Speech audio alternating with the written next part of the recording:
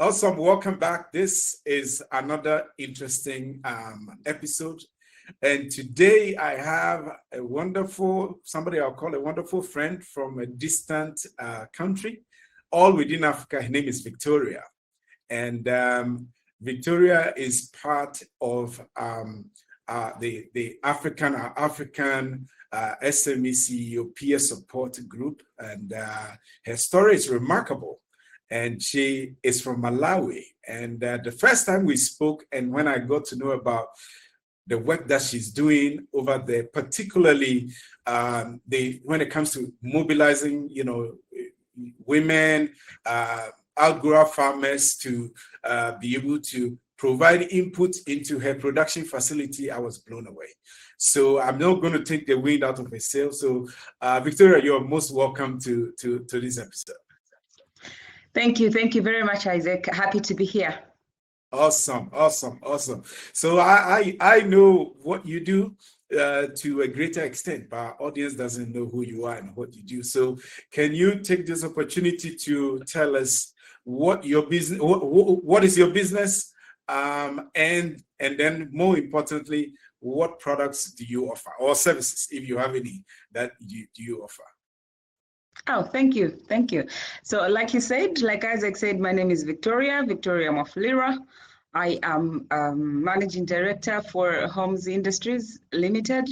We are an agro-processing company based in the northern part of Malawi, in a town or district called Karonga. Okay. We are agro-processors working in 3 value chains, and we recently added one more, but wow. The 3 is what I will dwell on. We are into rice, that is processed into white and brown rice. We are into sunflower, which is used for sunflower cooking oil, and the sunflower cake, which is a byproduct, is used for animal feed. We are into groundnuts that are used to make groundnut flour. We call it peanut flour, and then the peanut butter, and obviously the groundnut grain. So the chains are 3, but make different and assorted products. The value in that, Isaac, is that we are focused on processing whole foods, not refined food. We want to maintain the nutrients as much as possible. We want to help mitigate the escalating levels of malnutrition and sometimes overnutrition. So malnutrition is not only being undernourished, but also being overnourished. Wow, I never heard of that. When you work with whole foods, it kind of takes care of that. And on the larger scale, it also looks after the non-communicable diseases that are also on the increase, on the rise, as you may know, and that is globally, not just Malawi. So in a nutshell, that is the biggest value that Homes Industries is offering to its customers, to its clients, and the clientele is spread across the country as well as the community that we live in. Because in the community that we are is where Homes Industries' strength lies. Okay. Wow. Because without that community, then Homes Industries ceases to exist. Why does it cease to exist? Because we have a network of over 1,000, over 2,000 smallholder farmers. Okay. Of that number, 70% are women. Wow. And they are the ones that hold us high. Okay. They are the ones whom without we're not going to have adequate raw materials. Homes Industries will not be Homes Industries without these smallholder farmers. Amazing. So they are supported with capacity building. In good agricultural practices, post-harvest handling, and then we give them the monitoring of the whole process until the harvest time, where we now become their primary buyers. In the event that we are unable to absorb all that, we are able to identify credible buyers for those raw materials. So they are not at a loss at any given time. Definitely. So they are the backbone. Wow. Of homes industries. So basically, if I do the math, right, for 2,000 people and 70% being women, you're actually giving jobs directly or indirectly to over 1,000 women. Well, actually, 1,400 if I were to calculate that. And that is absolutely very powerful. That is what we do. And like you rightly put it, directly or indirectly. So directly is those 1,000 plus women. Indirectly, it's the households they represent. An average household has got about 6 to 7 people in that household benefiting from what we are in our own little way contributing to the welfare and sustainability of those households through selling their produce to homes industries. And so some days are good, some days are not so good, but at the end of the day, overall, it is a great thing that we have going, and we are only optimistic that it will continue to grow, because like you rightly said, there's jobs created, there's food security created. Yes. With the children having clothing on their back and uniforms as they go to school, they are well fed, you know, from the home front, which makes a huge difference. And those are some of the milestones, or those are some of the indicators that tell us that, okay, we're getting something right here. We can only keep on pushing. So in our own little ways, and in a nutshell, that is a little something about homes industries. Wow, that is massive. Now, just to piggyback off on that, so how did you get started in all this? What was the story behind the story? So the story is, I moved to Karonga, by the way. I'm not from here. Okay. I moved to Karonga in 2007, where I was working for corporate. I was speaking for a uranium mining company called Paladin Africa. And I was also managing the external relations. That meant me interacting with the communities and everything. Okay. My love for the farms and production and making my own thing dates way back from my grandmother and great-grandmother, where we love our food done the way we want it. And then you realize other people like it the same. But then fast forward, I get hired and I work for about 6 years, and the uranium prices go down. The company has to downsize, and I was one of the people that left early. Okay. And I was retrenched. And then, well, I'm retrenched. Do I go back to the city? No, I don't think so. Where do I start from? So how about I find something to do? So it's still, I still love the food space. And so I got a catering job with the Malawi Army. And the wing was within the community I am. It's called Chirumba Barracks. Okay. And there we were providing about 1,000 meals, thereabout, for the soldiers. And so it meant that we had to buy all these supplies in order to prepare good food for these people. Only I could not find the food that I wanted to use, the ingredients that I wanted to use, and I ended up processing my own mealie meal for flour, processed our own peanut flour as a condiment, and then we used sunflower oil from a neighboring processor who himself, only he was seasonal, but nevertheless it served the purpose. So with all these ingredients being processed by myself, I figured, okay. But then what a better way. As the contract drew to a close, or when the contract ended 3 years later, I figured, okay, I was in need of all these ingredients. Is it only me that needed them? Definitely no. And so it is from there and the process from that end that then propelled me to actually start processing the items or the foods I have just discussed. So my then boyfriend was like, I said, okay, you know what, Michael, I think this is what I want to do, but I want to do cooking oil. And well, I'm lucky he's very supportive. That's and good. He understands the craziness and all. And so he supported Homes Industries from day one, from the ideation to the implementation. And so from there, one day at a time, one step at a time, from sunflower cooking oil to peanut flour, and eventually to rice and all that. That's how we grew. And so in 2015, that was, and towards the end of 2015 is when actually Homes Industries was born. And in this space, it was the ideation part of it. Okay. Ideation stroke minimal implementation and stuff like that. And now starting to do some research on how exactly we can actually get this thing off the ground and achieve. Yeah. And so 2015, ideation, a little implementation here and there, groundwork. 2016, Homes Industries is officially registered and as a partnership. And then, so that's a partnership between Michael and I. And yours. Yes, and now he is my husband. And so, yeah, it's been great.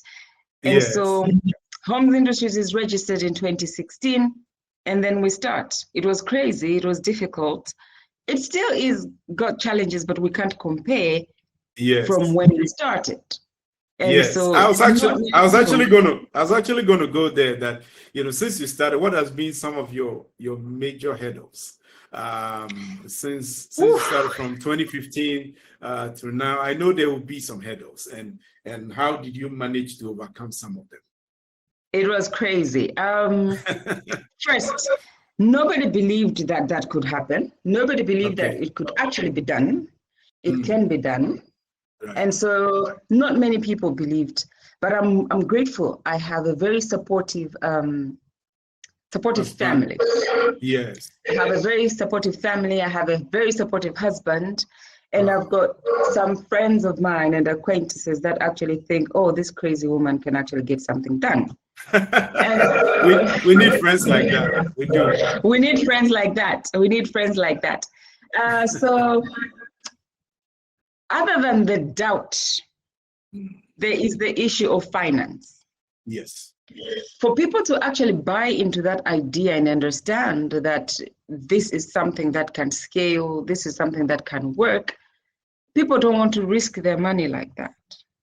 However, because of the determination and the persistence, we were able to convince the farmers to actually accept our seed on the promise that we will be the buyers for that seed. First year didn't go so well. Yes, we could purchase for that. So first year wasn't too good. It didn't go so well because we're not able to absorb everything, despite the fact that we needed it. But we were limited on cash. The liquidity was just not there. And for some, we actually got that produce on credit. And then when we processed the oil, we're able to pay back. But it doesn't, as you may know, credit and the farmer don't go together. No. The farmer wants to harvest. He has already waited for too long, and he wants his money right away. Yes. And so that was the biggest challenge that we had. The other challenge was obviously there were bigger players. There were bigger players with more competitive prices or lower prices, despite the fact that you were bringing to the table value and quality. It still it couldn't work. It wasn't adding up. And then obviously the quantities were minimal for you to actually grab a significant amount of market to actually have cash flow that made sense. Right. And Malawi is not a manufacturing country. It is predominantly an importer. It means you're supposed to, if you need packaging, you have to import. So in its wholeness, it was the financial struggle that was the biggest hurdle. because it Wow. affected everything that was going on. So everything required money, and those resources were limited. And so, yeah, but we didn't give up. I definitely persisted. I pushed on. And fast forward, I decided, you know what, I need to get out there more, because Karonga is way out. I'm 600 kilometers away from the city and from everything that happens. So I need to get back into the circulation, into the buzz of things, And then I decided to enroll into a training. A training with Graca Machel Trust. They offer a 1-year incubation where you are able to have all these trainings on entrepreneurship and all these courses that will actually help you come out as that entrepreneur that you want to be, that you aspire to be. So that's beautiful. Yeah, so I did that program 1 year. It went really well. It's life-changing. I still recommend it to anyone and everyone who has ears. I make sure I say it. So after that, then things started to look up, because then I am now in a network that people are able to identify with whatever Victoria is doing, whatever Homes Industries is doing. And so they can relate, and they're still looking at how, okay, she's there, but no, not yet. We can't fund anything. I tried getting to the banks. Obviously, you have no track record. African banks, yes. You cannot get anything. Exactly. And grants, you know the story with grants. It's either it will happen or it won't. So you're not going to depend on that. But with whatever we had, we grew from it and managed with that, and kept moving and inching in slowly, one day at a time. But when there's determination, when there's that potential and that opportunity and everything, we just had any opportunity that came, believe me, I just had to grab. You have to. So that brings me to my next question is that how is demand like for the products? Because that is going to feed into you being able to recover profits, to be able to expand the business by yourself without getting any external help, right? So how is demand like? Well, it's just, you just have to, I don't know really, you just have to do what you have to do. Keep pushing. The only reason also, let me be quick to say, it is somehow manageable or easier to get to these heights when you've got support. Yes. When you've got support that is coming from the family or spouse or something like that. Right. So for the times that I am trying to grow the business, I have the bills taken care of by my husband. That's great. You're a great husband. And God bless him. Oh yes, God bless him indeed. So I am not going to be stressing about, what are we going to eat? There's electricity bills, there's what. So the home front is taken care of. Yes. And so it's easy for you to now focus every little penny that you get from the business, you throwing it back in, because there is that, But then the same thing will still be with someone that is not in that space, where they don't have that kind of support. That's support. Then they just so they just have maybe to just pinch the pennies and still get something to keep moving, and still plow back into the business. But in that case, support, Isaac, is not just financial. I know. And when you do these things, or when you're working in a space like this one, entrepreneurship, it is the moral support that is moral and emotional. Emotional support. Exactly. That's what keeps you going. It is. Because you are in a space where people don't understand what you are doing. They think you're crazy. Who do you think you want to be? Do you think you can be the next, this and that? And so you have to fight that, but with the right circle, with the right people around you, with the right company, you are going to get to those. And with continuous improvement and upgrading yourself. Getting into these incubations is not always about that. It's about building that network. And so for us, for homes industries, or for me, really, I am very, very grateful for that support, because it's priceless. There is no amount of money attached to that. Because there are also people with a lot of money without this kind of support, without the network or the growth or improvement, and they amount to nothing. Yes, and yet they had this this money or this capital that they could have, that we ordinarily like look at and say, wow. So it's a combination, really. Everything comes into play. And so I survived because of family, because of my husband, because of my friends, and the network that I have been building after that. And then persistence. Yes, don't stop knocking on those doors. And when these people say, oh no, you see that crazy woman is coming again, that loud woman is coming again, it's okay. It means you are not being loud for nothing. It's for a cause.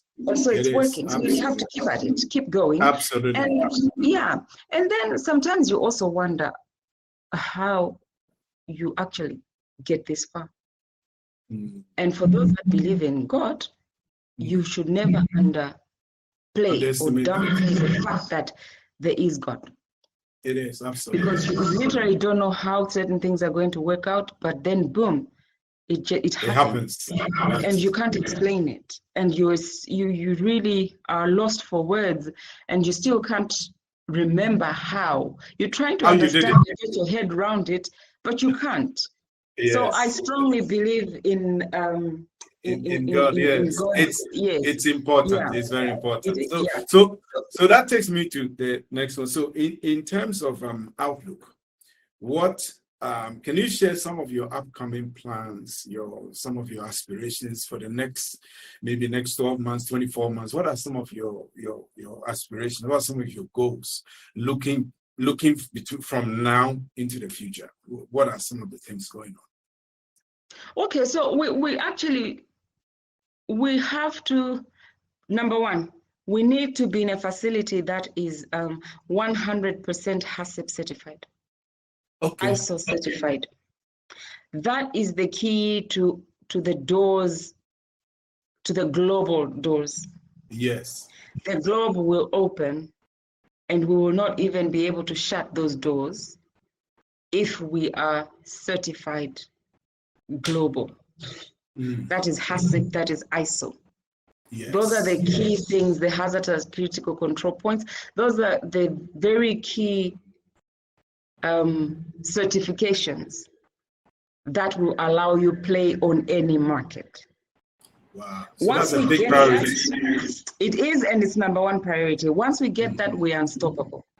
Well, we are unstoppable now, but that now will be a hurricane. You'll be super unstoppable. A hurricane, right? Okay. Yes, a tornado, hurricane, something like that. Yeah. So that's our priority, and we would like to see ourselves that we want to grow our farmer network up to, in the next 2 years, we should hit at least 5,000 smallholder farmers. Wow.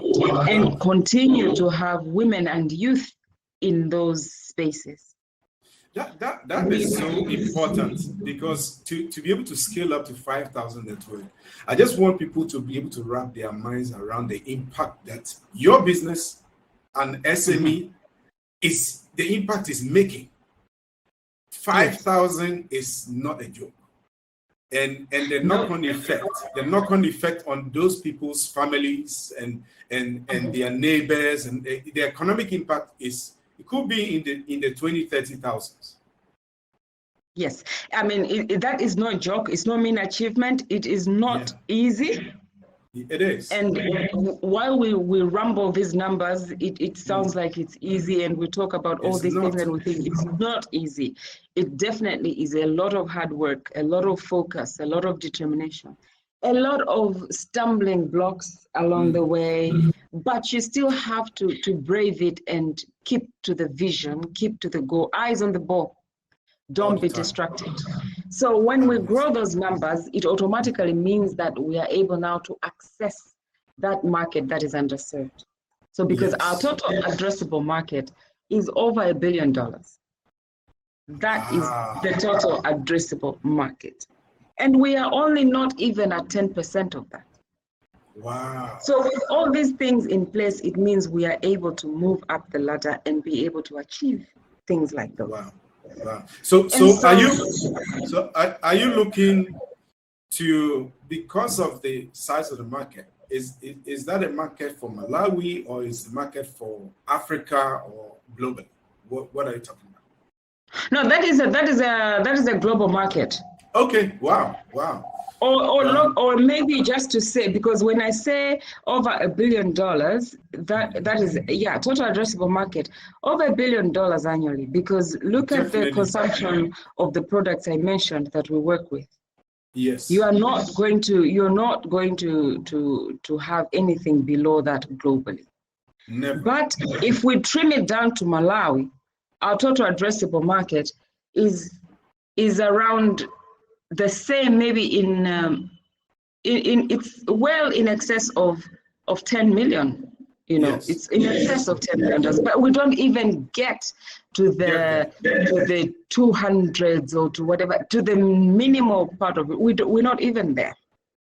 Wow. But if we have these things I've mentioned in place, then that means we should be able to achieve those numbers. Yes. We should be able to be recognized as one of the major players in the food industry in this country. That is because we have to be country, and then continental, and then global. And then in the wake of the free continental trade area, that's also an area that I'm passionate about, and I really wish that entrepreneurs come together and take advantage of this opportunity. Because in the wake of all these tariffs and tariffs being lifted and all that, you can only work together to maximize and take advantage of the opportunity. Of it, absolutely. Yeah, so it doesn't matter from which part of Africa it is, but Africa right now is open for business. It is. If we have so if we have this, I'm talking of the ISO or the HACCP certified premises. What else is going to stop us? And then we have a network of 5,000 farmers, and then we have the packaging material, and then we have the connection, and then we are backed by AfCFTA, and then we are backed by our governments, our partners, and everybody else. What is going to stop us?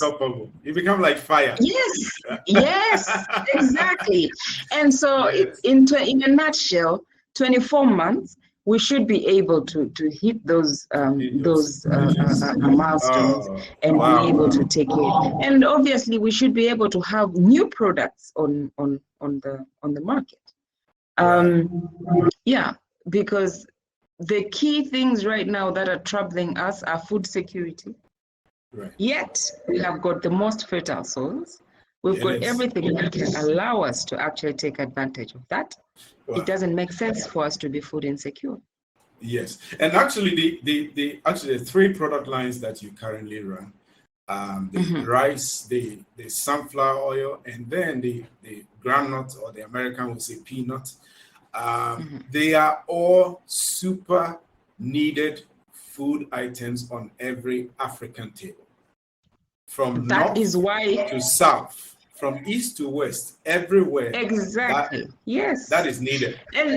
And that is why our tagline says Homes Industries, the brand for every home.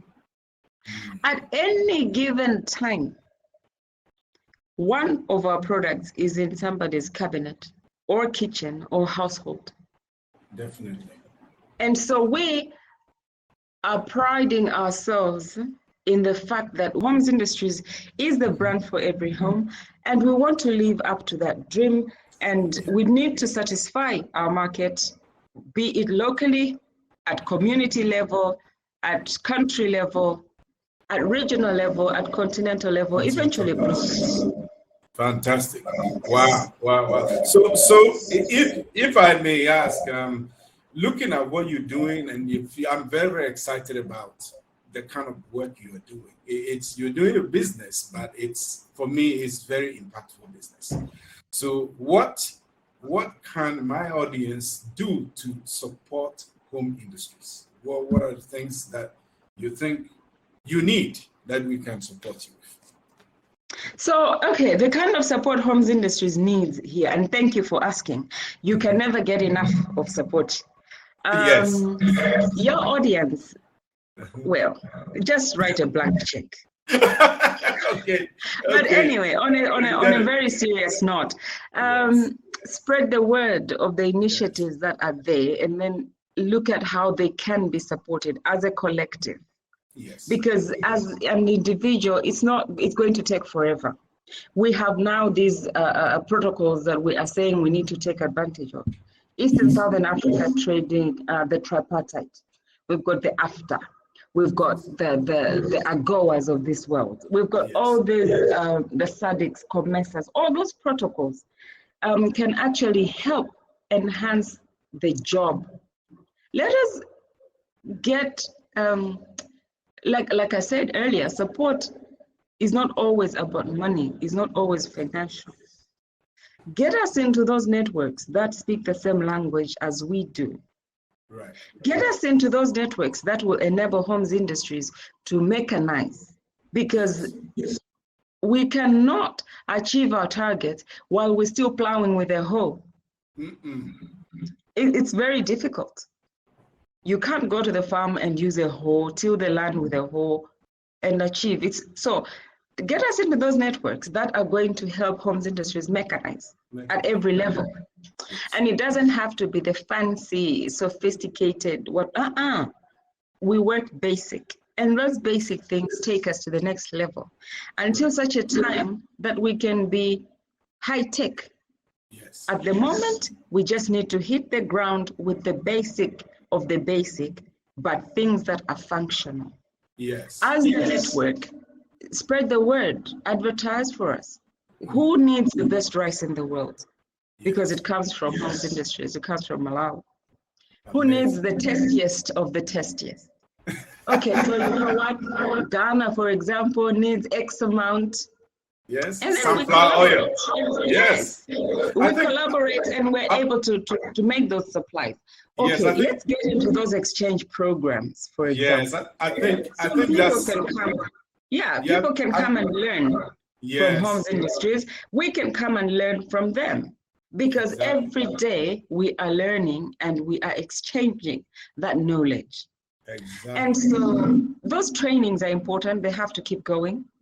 Spread the word, tell a friend to tell a friend. We need that support, financial, be it material, it can be anything, but it will help us grow. So in a nutshell, that's what I can say is some of the support that, and then let's keep talking, let's keep talking and amplify the voice, because homes industries is on this platform now, but trust me, there are other people that are equally doing greater things. Yes. So let us be able to pull each other up and come to this round table and make things happen. Let's not just work on talking about it, let's implement these things. Amazing.